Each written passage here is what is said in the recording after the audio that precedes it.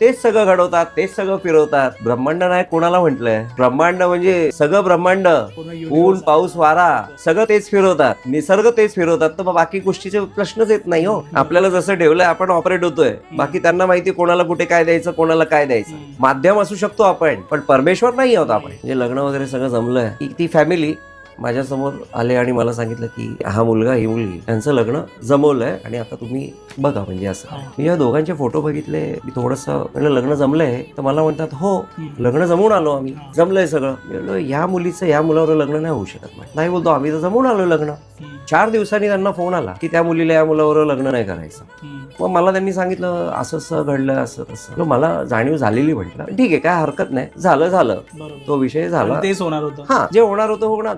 कसं आहे, त्या मुलीला जर लग्न करायचं नाहीये त्याच्याबरोबर, ओके नो प्रॉब्लेम. कुठेतरी तिचं आयुष्य चांगल्या ठिकाणी अजून वेगळ्या ठिकाणी जाईल, त्या मुलाचं आयुष्य अजून चांगल्या ठिकाणी जाईल, वेगळ्या ठिकाणी जाईल. मिसमॅच होतं, ते मिसमॅच मॅच झालं. कालांतराने 6 महिन्यांनी 7 महिन्यांनी त्याच मुलाचं लग्न. दादा हा मुलगा तुझ्या समोर आहे आणि ही मुलगी आहे, जमवून टाका.